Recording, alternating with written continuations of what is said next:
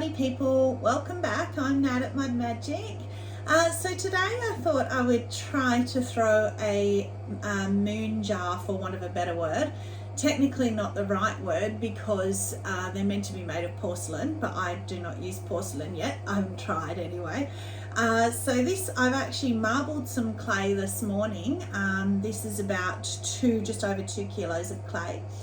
And I've already centered it because, as I've said to you before, with large pieces of clay, you don't want to be watching me center. It's a lot of stress and effort.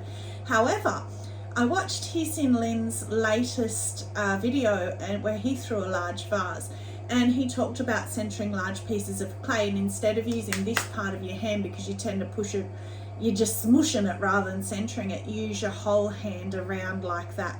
So I tried that this time. You can see my finger bubbles here, and it centered so easily. So I don't know if that was a fluke or what, but yay, I'm definitely going to do that again. So this is a marble piece of clay, but because I've centered it, it's mushed up already. So that's good. You'll be able to see the reveal of the colors at the end. So I won't tell you what I used. So I'm going to pull it up. I'm going to try and leave the walls thicker than I normally would even, and so it probably won't be as high, because I want to try and make the round moon jar shape, the real round, sort of almost a globe shape. So again, as I've said before, I like to let the clay be what it wants to be. So it may not end up being that. It may end up being a plate or a bowl, or who knows what, or a vase. So let's see. Let's get into it and give it a go. So as I've said before, I like to use my 2 thumbs in the center. I find that it's centered. My 2 thumbs find the center better than if I just use 1 finger. But again, it's what works for you the best, whatever you like to use. Been trying lately to go down further, right down, so that it's not as bottom heavy. Because for a vase you don't need to have a foot or anything on it, so you can go down quite far, sort of just leaving it a centimetre or a centimetre and a half or whatever in the bottom, and then when you're trimming, if you cut it off the back nice and flat, you don't even need to trim it, but at least you won't have as much that needs to be trimmed out of it. Keep the top compressed. And then again, as I've said before, with throwing large, try not to put too much water on it. Again, and especially because I've marbled this, I've wedged it a whole lot. There's so much wedging that goes into marbling. But it also, because you add the stain on, it kind of dries the clay out even more. So it'll be quite nice and hard and firm, this clay. So I'm not too worried about the water, but especially if you have a soft clay to start with, if you're trying to throw large, it's really hard with soft clay. I don't recommend it if you're only just doing it for the first couple of times. It's nice to center it. It's much easier to center a soft piece of clay, but when you're pulling up the walls, you can find that it'll collapse a lot quicker and it won't be as forgiving of you adding water to it. As I've said before, I tend just to run a wet sponge over. Inside you can squeeze it, but on the outside I tend to prefer to just run a wet sponge over it.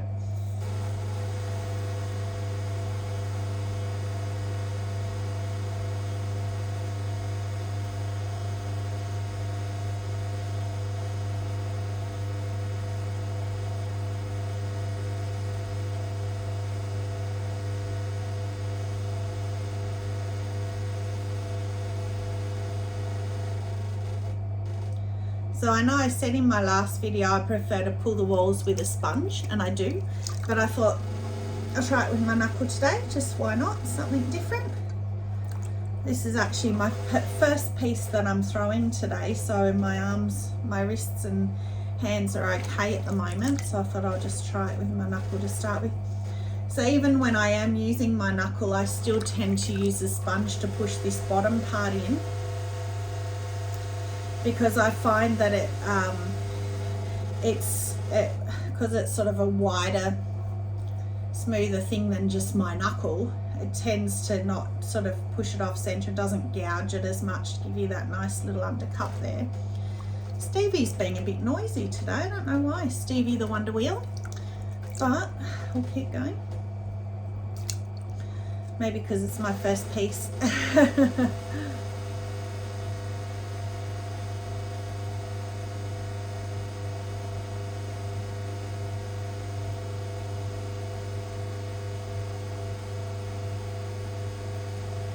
So I like to try and keep my hands connected as much as I can like that.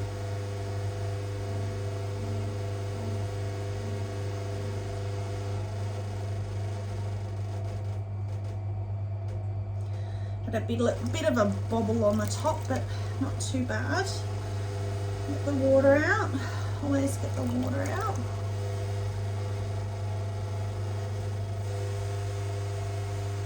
So again, because it's marbled, I have tried doing a marbled piece only ever once before with a big piece like this. Do you know I love marbling? But what you find with, as I've said to you before, with the little pieces, you want to pull as minimal amount of times as you can. So when you're throwing a bigger piece, you tend to obviously need to pull the walls up more times, so it can really mute your marbling. So I don't really know how this is going to turn out, but we shall see.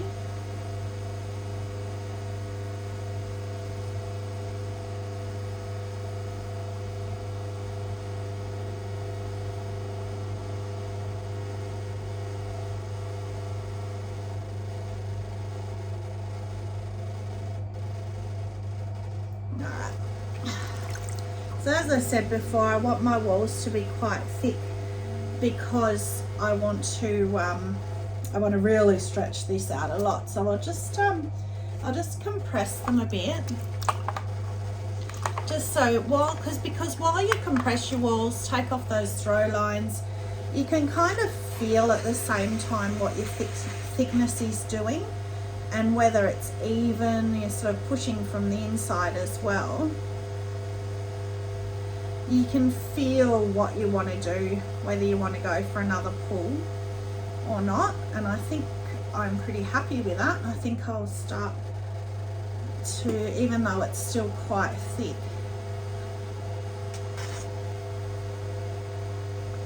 I think I will. I feel like I want to pull it up one more time, but it's always that one more time that you regret. So I think I'll just start to belly it out now, because I really want to practice that bit, the shape. It's very hard to get the round shape. I might just cut that rim off. It's not too bad, but if you start with it, by the time you belly it out, if you then decide you want to cut it off, it can be really hard to come back and cut it when it's bellied out in that shape. So what I do to cut it off, because some people use the wire tool, so they go down, hold it, and then pull it off. I can't seem to hold it straight. I end up wobbling it and ends up worse. So what I do is wet the top, as you saw, just so my fingers can slip on it, and then I hold my thumb wherever I want to cut it, get my needle tool, and I rest my needle tool on my thumb and my elbow's locked in. And then I cut from there, and my thumb keeps it straight, because I have a lot of problems with I have quite shaky hands, so that keeps it a lot more stable for me. So this is where I get scared. It's like I don't want to do it. But let's see what happens. Start to push it out, and again, as I've said before, the slower you go, the better, because you can always go further with it, but it's a lot harder to bring it back. But because I want this to be round, I want it to be a gradual from the bottom. I don't want it to just have a belly. And then I'm not sure yet what I'm going to do about the rim, but I'm just sort of bellying it to about there. and then I'll decide what to do, what I want to do with the rim. I have no idea actually. Will be interesting to see.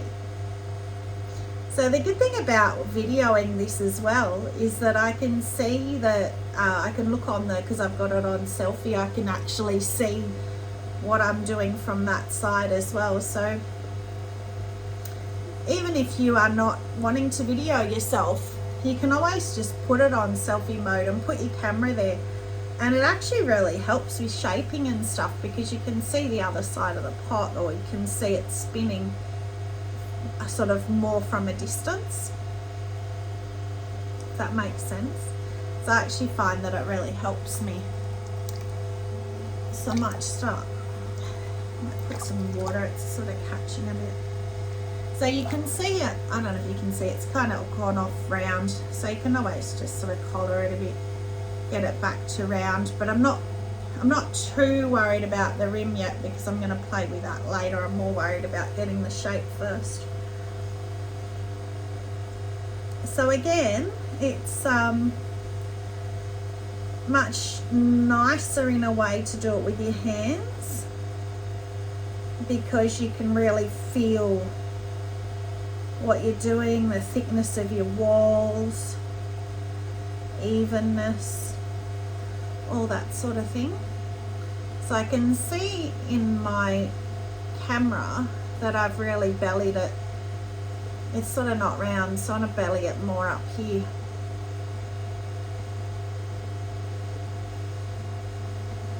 I'm worried I'm going to flop it under here as well. So we'll see.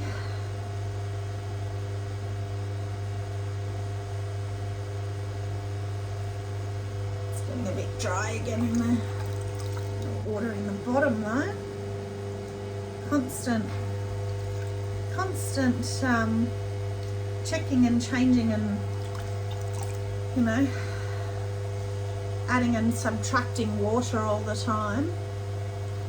So it's definitely getting there, but I really want to push this one. That was the purpose. If I destroy it or flop it, it'd be a shame, because there's so much stain in here, which stain costs a fortune, as I've said before. So I don't really want to flop it, so I'll just see how far I can go with it.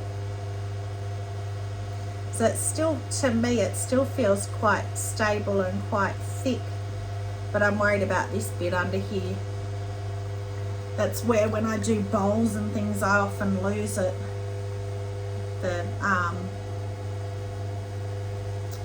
That's where they often flop on me. You know, if you do your bottom part, like your puck or your foot or whatever down here, and if you don't do it wide enough, and then you push your bowl out before you wall it, and then it slumps.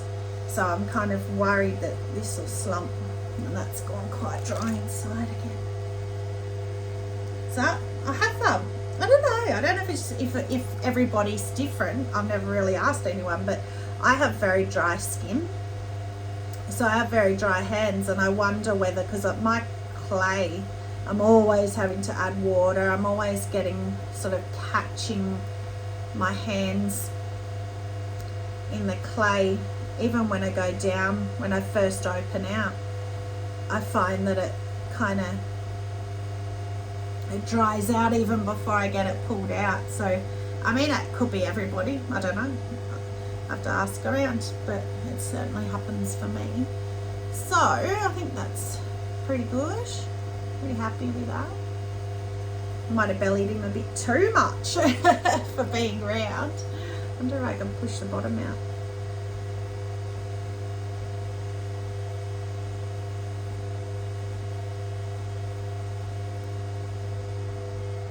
Again, I don't want to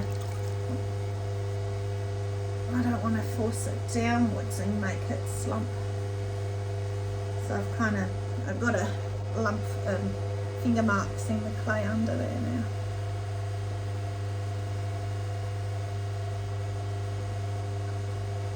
So then with my last big vase, I didn't really do much on the top, on the rim.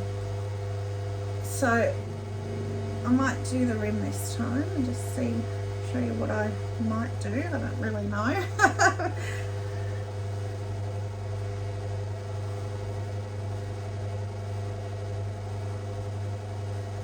So this is the thing as well, the more you look at a piece, the more you go, oh, but I could do this to it, I could do that to it. Let's have a look and see. Oh, it's quite muddy. Let's have a look and see what the marbling looks like underneath, because again,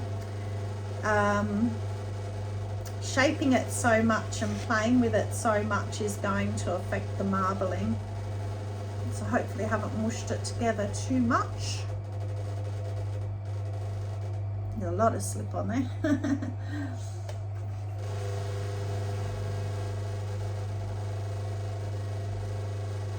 And that's sort of compressing the walls, giving me a bit of strength back in the piece as well by taking off the slip. So it's not soaking in that water as well.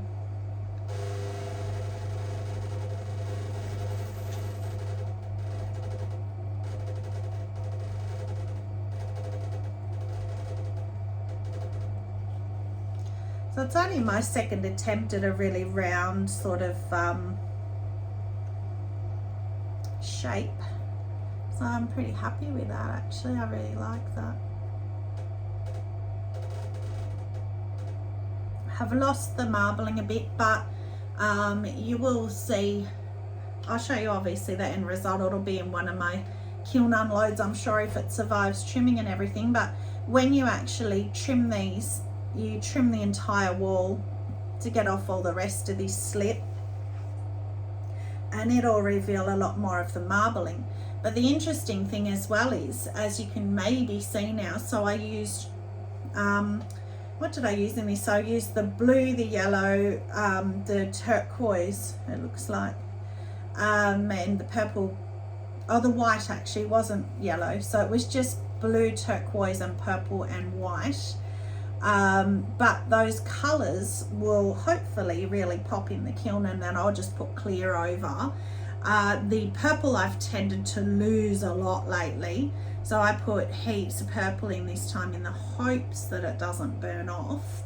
But you find as well that if you've seen my marbling previously, it's been quite dark when it's come out of the kiln, so I've put less of the blue and the turquoise in this time. So it'll be interesting to see. So I'm not actually sure if I want to do too much to this rim, because I kind of like it being the way that it is. Kind of like how it's just a short little rim on that shape. I don't think it really needs a massive rim, although it is quite thick because I've left it so that I could play with it. But again, I can trim that down, so you can always hide a lot of evils in trimming. And then you can maybe just flare it out a little bit. And again, it's quite dry. And then I recommend, definitely, if you haven't already done it, get a chamois and cut it up into these little pieces. So nice of a way to finish off a rim. Works really well. It's almost like those white sponges that work so nicely.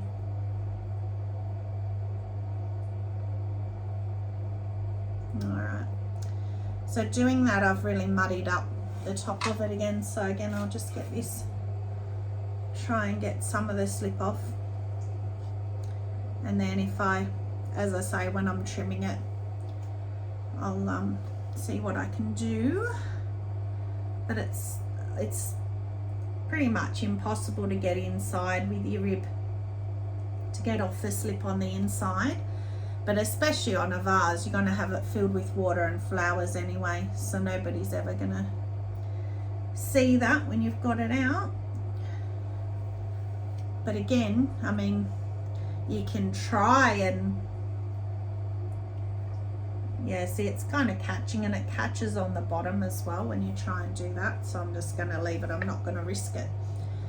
But it's when you run a rib over this wet clay, it does tend to make the rim really jagged. But again, You can sand that, or you can trim it. You can burnish it as well. I mean, I don't recommend burnishing too much on the walls when you're trimming marbling, because it tends to mush it back together again. It's nice, I love burnishing, but it can sometimes not be a good thing on marbling.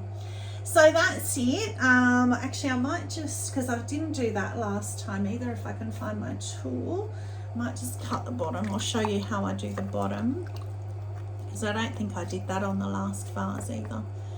So my very rusty tool now, it used to be black, but I love this tool, this sharp tool, for doing this last bit. So I'm just going to cut that skirt, all that extra clay off. So you go round and then you go down until you, I'll get rid of all the clay out of it, until you hit the back. Because with this, it helps you cut it off the back, but it also helps the drying process, because you're getting rid of all that extra clay that's sitting there. And then just get your, my beautiful wire, when I went to use it last time, the handle fell off the other end. So I need a new wire. I love this wire. And then just cut it through.